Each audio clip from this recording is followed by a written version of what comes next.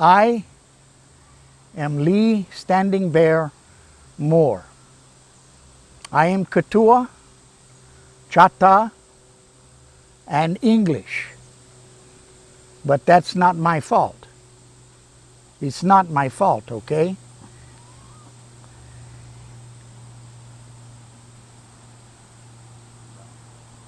The story of Manataka is as old as anybody can remember.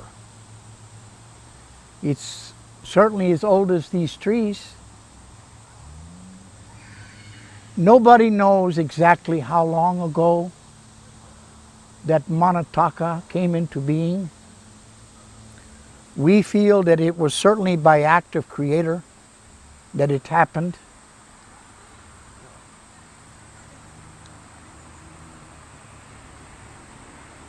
It all began so long, long ago that the people of the land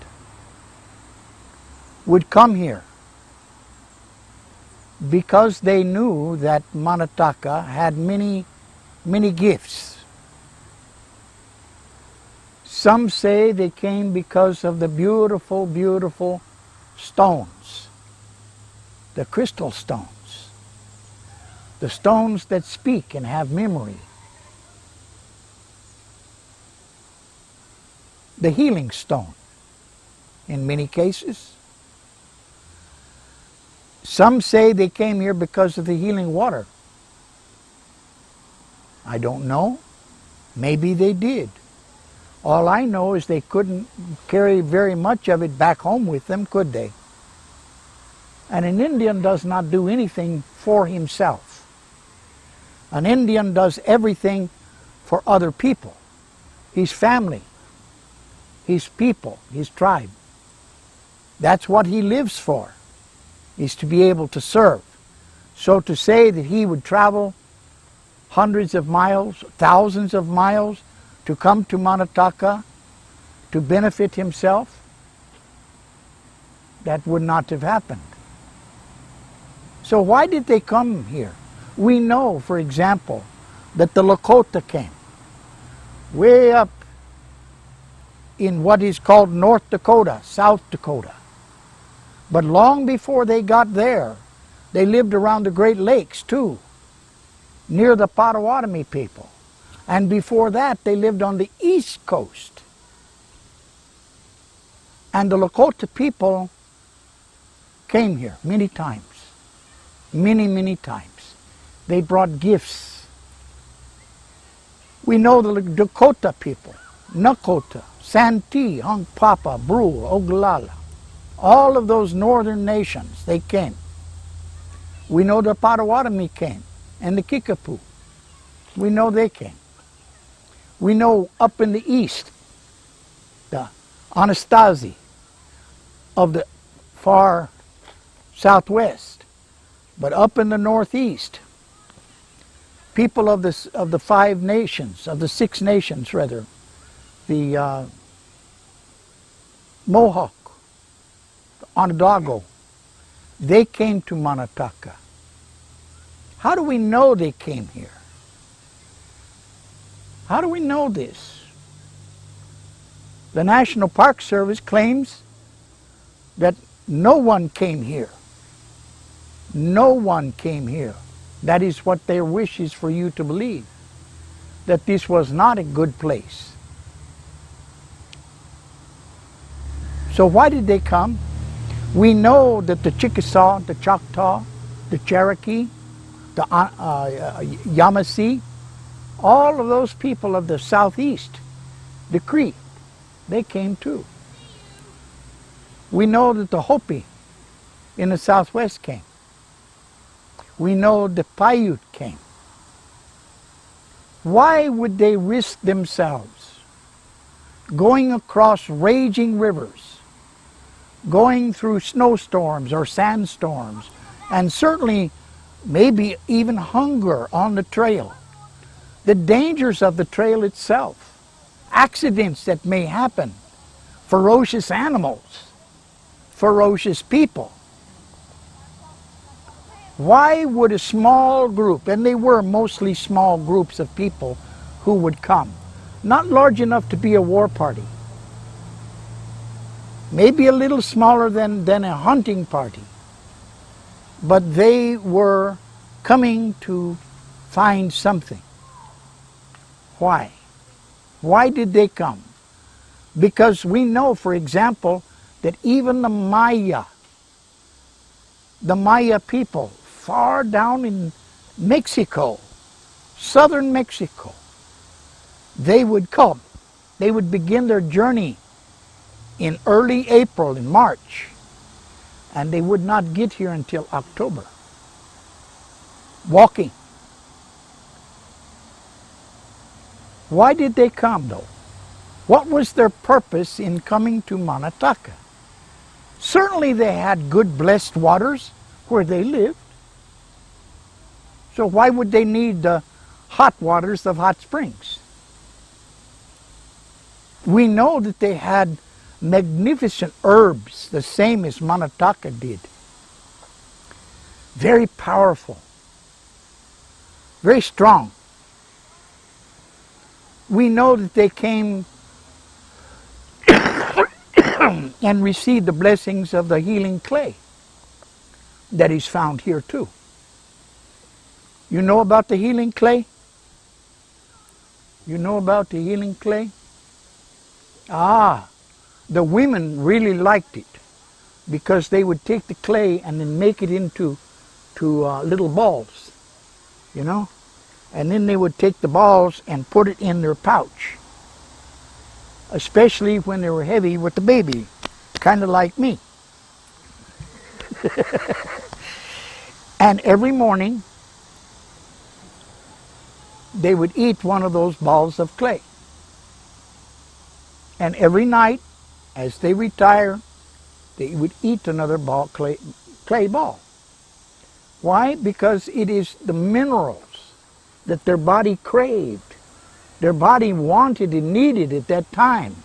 And when they ate it, they became stronger and stronger. And they were able to go out into the woods or in their own home and have their baby quietly. They were strong. And it was the clay, the healing clay, that made them so. Now the men, they liked it for a different reason. Because they would take the healing clay of Manataka and they would make it wet like mud. If they had a bee sting or a wasp sting or poison ivy, poison oak, anything like that that would get under the skin, they would take and wrap it with a leaf or maybe leather and make it into a poultice where it was very tight against the skin. Pretty soon that clay would work and whatever was inside the skin was pushed out. And so maybe 30 minutes later they take the wrapping off, brush it, and all the wasp sting is gone. The poison oak is gone. It's all gone. They liked the healing clay, but it would not motivate them to travel those thousands of miles. Because, look, clay is found in many places. Maybe not the good quality as here, but certainly they found the clay in many places. I can show you places in Colorado that I would think that they were here because of their quality. So, did they come because of the water that they couldn't carry home? Did they come because of the healing clay or the healing stones or the healing herbs? This was a place known for its healing properties. What were they and how did they use them is a different story. But it's important to this one because we understand what is their motivation. Why did they come? Why would they risk their lives? Because certainly Grandma knows just as soon as she gives permission for her sons to go with the party that's coming, that one or two of them may not return. Knowing that, why would Grandma want it for her sons and her grandsons that they should come to Manataka? Can we answer the question? Yes, we can.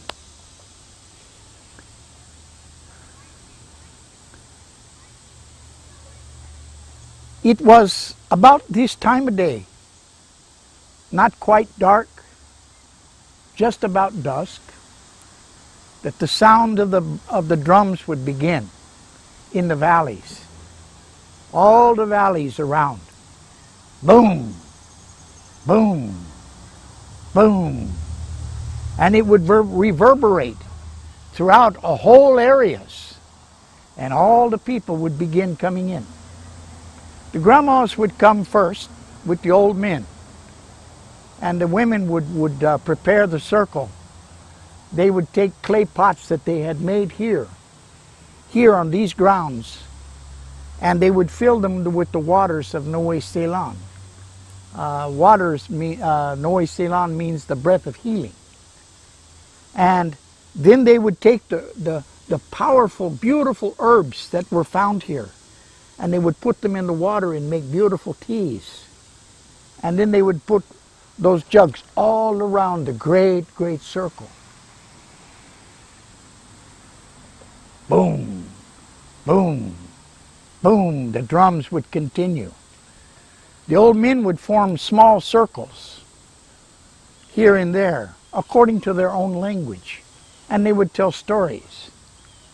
Stories of coming to Manataka back when they were a boy, or when they were a man. They told the stories of coming to Manataka and the hardships and the terrible things that may have happened to them along the way. They also talked about what happened when they were there. And that's the most important thing.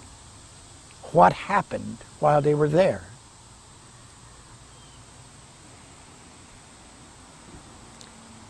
The people of Manataka were of many nations, many peoples. They were of many colors. The people of Manataka were the keepers. They were the innkeepers, if you will.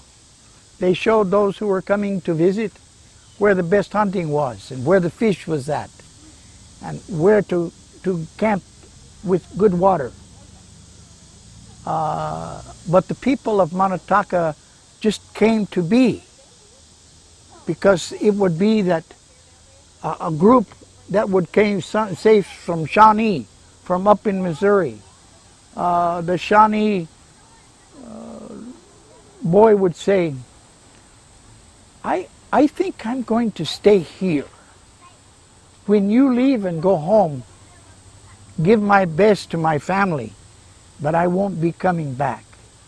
I am going to stay and serve here at Manataka. And after a time, that population continued to grow. Not too big, just enough to serve the needs of the people. Why did they come? Then all the people would come in. The elders of the tribes would stand in a huge circle, both men and women. Then they would begin to pray. They gave thanks. They would lift their arms and eyes and give thanks to Creator of all things, that they should be given this place, this bounty that they loved and enjoyed.